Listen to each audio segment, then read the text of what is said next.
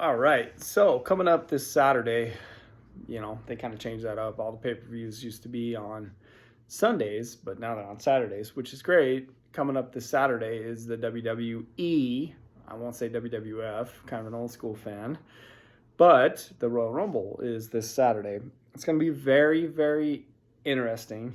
And to be honest with you, watching the Royal Rumble this week, there's only one guy they can put over. He's been on an absolute roll for over 2 years, and that's Gunther. Gunther is on a phenomenal roll. Not only can Gunther talk a little bit, but he can back it up in the ring. This is your guy. I mean, I've been watching this guy for a while, and I went, holy shit. Sometimes you can just tell when a wrestler has the X factor. And what I mean by X factor, they just have the ability to just, I know wrestling's fake and predetermined and all this stuff that people want to say, but Gunther just has something about him.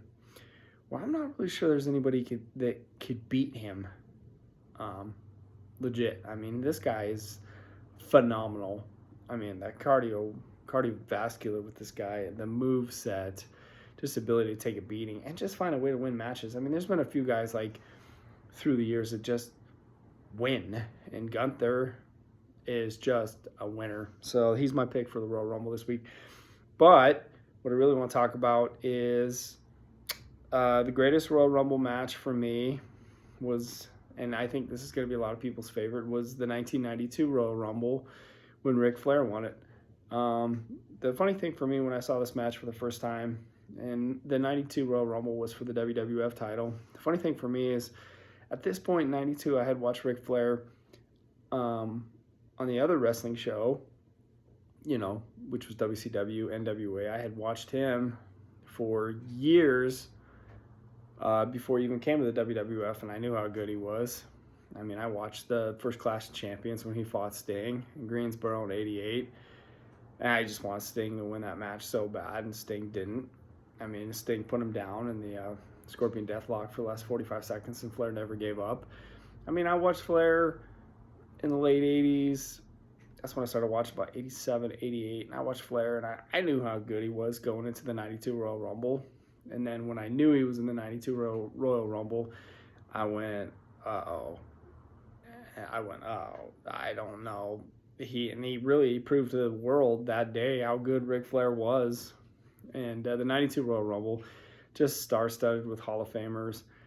And one of my favorite spots in the 92 Royal Rumble was when Jake and Macho were in that real heated feud at the time. Jake had bit Macho with the Cobra and stuff. So I was really excited about, what's his face, Jake got in the ring early, and then Macho came out and they got into it. I mean, you had The Undertaker, you had Kerry Von Erich, Ric Flair, Shawn Michaels. Just a Hall of Fame who's who pro wrestlers in the 92 Royal Rumble. And Flair was, head and shoulders above the rest. And that was the first time they ever had a heel wrestler, I believe, go over in the Royal Rumble. So it was a bit different. You always had the babyface win. Let's see, 88 Hacksaw, 89 Big John Studd, who was playing a babyface at the time. 90 Hogan, 91 Hogan, 92 Flair. And then they did it again in 93 in Sacramento with Yokozuna. 94 was a joke. With Brett and Luger. Brett won that match. Luger was on the floor before Brett touched. Go back and watch the replay. Let's see, what do we got? 95, HBK came in at number 1. They killed that Rumble for me because it was really fast-paced because they ran out of time. I always like the 2-minute intervals, and they rushed that one. Let's see, 96, Fresno. Shawn Michaels went on the road to WrestleMania, won the belt March 31st, 1996 in Anaheim versus Brett in the Iron Man match. 97 is the Stone Cold era kind of began. Although they killed in 97 in San Antonio at the Alamo Dome, they kind of killed that one for me a little bit because Austin hit the floor, similar to Diamond Dallas and Baton Rouge, Louisiana at Slamboree 96. It just kind of killed the finish a little bit for me. 98 in San Jose, Austin was your number 1 guy. 99 was more about TV storyline angles with McMahon winning over Stone Cold. And that one, they just did the McMahon thing just a little bit too much. You go into the early 2000s, The Rock won. Rock was your guy. 2001, Austin. 2002, Triple H had just come back. 2003, you were just starting Brock Lesnar. 2004, they thought Benoit was their guy. 2005 was the launch of Batista, even though Cena wound up winning the year 2005 by becoming the number one guy, get drafted to Raw in June in St. Louis. You know, Royal Rumbles had a lot of great moments. 2006, you know, Rey Mysterio only won because Eddie died.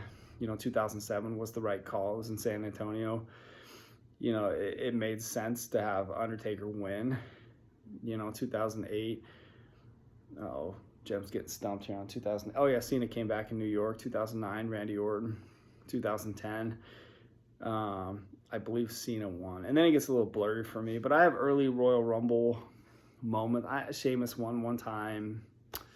Nakamura won one time. And Cena won one more time. And Edge won a couple times. And it gets blurry from like 2010 on. I was busy. I was raising children. But I have great memories of the Royal Rumble. You know, and especially in the 92 Royal Rumble. There are a lot of great spots. You know, Kofi's made his mark in it. You know, in the early Royal Rumbles, it was very cool, like 88, 89-ish, 90-ish. It was always cool to see Andre in there. You know, about 15 guys would gang up on him, and then Andre would get pissed. Watch the 89 Royal Rumble, though. Even though it was in its infant stage, in 89, you had some players in there. You had rugged Ronnie Garvin, who won the NWA World Heavyweight Championship in September of 87 versus Ric Flair in Detroit. And then Flair, of course, would regain it back at Starrcade that year, even though McMahon screwed that Starrcade off of pay-per-view with his 1987 Survivor Series. Yeah, you had a lot of people. You had a lot of players in the 89 Royal Rumble. A lot of players in the 89 Royal Rumble. I mean, you had, like I said, Ronnie Garvin in there. Mr. Perfect, one of my all-time favorites in professional wrestling, was in there. You had some talent. Even the 90, 91, they started moving the shows to Florida, you know, Miami and Orlando and whatnot, which is fine. And actually, this is kind of a funny story, but in 1991, I had read somewhere years ago that when Hogan won the 91 Royal Rumble, January the 19th, 1991, Hogan posed for 17 minutes after the match, which really made no sense if you think about it. Hogan entered the 1990 Royal Rumble as the world champion and won, but that was setting up the Warrior and Hogan at 6. 91, you had Hogan in Miami, which he was the world champion entering that one too. I believe Hogan was the champion entering 90. No. Hogan was not the champion at 91. You had Sergeant Slaughter and the Ultimate Warrior. And so Warrior was the champion entering 91 because he had beat Hogan April the 1st, 1990, Toronto, Ontario, Canada at the Skydome at WrestleMania 6, the Ultimate Challenge. So Warrior entered in at 91 as the champion, and Slaughter defeated him. And if you watch the 91 Royal Rumble, it was insane. It was completely insane because when Warrior was defeated by Slaughter for the belt with the help of the Macho Man and Sensational Sherry, you could hear a pin drop in that arena in Miami. You could hear a pin drop.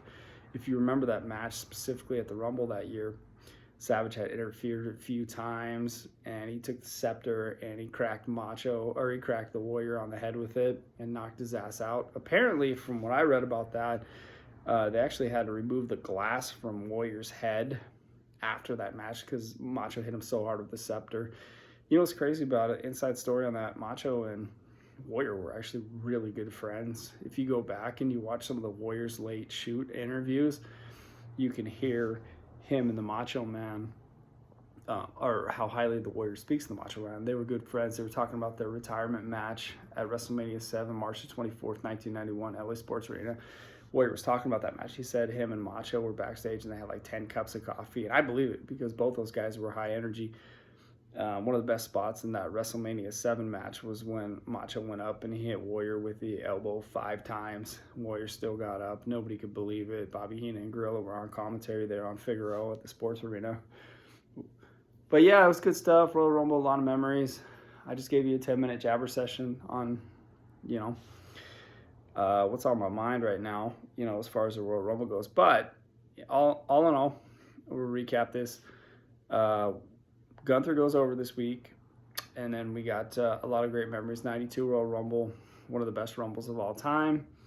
And I hope you're enjoying your day. I hope that maybe you had a little soda or a little beer listening to this, because I just went on for 10 minutes with some sick wrestling knowledge for you. I've been around the sport my whole life. You guys have a good day.